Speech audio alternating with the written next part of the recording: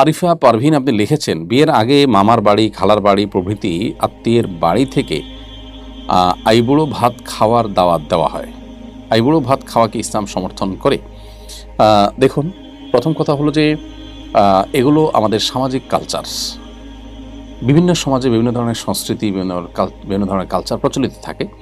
এর কোনটি যদি ইসলামের সাথে সাংঘর্ষিক না হয় তাহলে সেগুলো নিষিদ্ধ নয়।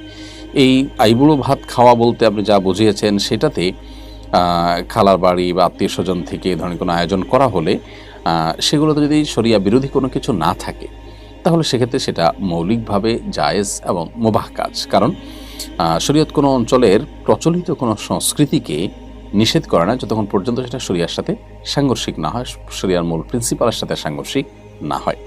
সম্প্রতি আপনাদের নেতৃত্বে মার্চ ফর গাজা অনুষ্ঠিত হলো, এছাড়া কি আমাদের আর কিছুই করার নেই? মার্চ ফর গাজা আলহামদুলিল্লাহ একটি সফল প্রোগ্রাম ছিল আল্লাহ তাআলার অশেষ অনুগ্রহে। বিশেষ করে মার্চ ফর গাজা এই অনুষ্ঠানটি বা এই প্রতিবাদটি, এই বিক্ষোভটি, এটি সারা বাংলাদেশের সকল চিন্তা, সকল মতপথের মানুষ একযোগে দাঁড়িয়ে কাঁধে কাঁধ মিলিয়ে গাজাবাসী বা ফিলিস্তিনবাসীর পাশে তারা যে আছে সহমর্মিতা প্রকাশ করছে এটাকে জানান দেওয়া এবং অভিশপ্তদের বিরুদ্ধে বাংলাদেশের মানুষ যে ঐক্যবদ্ধ সে বার্তা দেওয়া, এটি ছিল উদ্দেশ্য। আলহামদুলিল্লাহ সেই উদ্দেশ্যটা অনেকখানি সফল হয়েছে। দেশে বিদেশে বিভিন্ন মিডিয়াতে ব্যাপকভাবে এই অনুষ্ঠানের বা এই বিক্ষোভের প্রচার উঠে এসেছে। এর বাইরেও আমাদের খুব শক্তিশালীভাবে আমরা অনেকে এখানে সামিল হয়েছি, আল্লাহ তাআলা আমাদেরকে উত্তম বিনিময় দান করুন। যারা সামিল হয়েছি বা হতে পারেনি, আমাদের সবারই খুব শক্তিশালীভাবে ইহুদি পণ্যগুলো বয়কট করার ব্যাপারে আমাদের জোরদার ভূমিকা রাখা উচিত। এবং এই মার্চ ফর গাজায় যে ঘোষণাপত্র দেওয়া হয়েছে সেখানে যে পয়েন্টগুলো রয়েছে সেই পয়েন্টগুলোর উপর আমরা আমল করব। বিশেষ করে নিজেদের প্রতি যে অঙ্গীকার, সেই অঙ্গীকারগুলো আমরা পূরণ করার চেষ্টা করবো ইনশাআল্লাহ।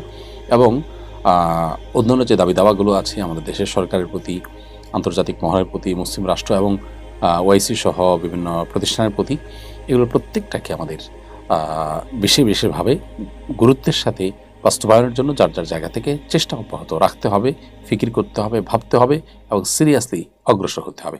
আল্লাহ তাআলা আমাদেরকে তৌফিক দান করুন। নফল তওয়াফের সময় কি এক কাঁধ খালি রাখতে হবে?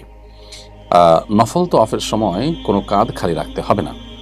আমরা যেটাকে ইজতেবা বলি ফিকহের পরিভাষায়, ডান কাঁধ খালি রাখা, ডান বগলের নিচ দিয়ে এহরামের কাপড় প্রবেশ করিয়ে তারপর এটাকে বাম কাঁধের উপরে ফেলে রাখা, যেটাকে ইজতেবা বলা হয়।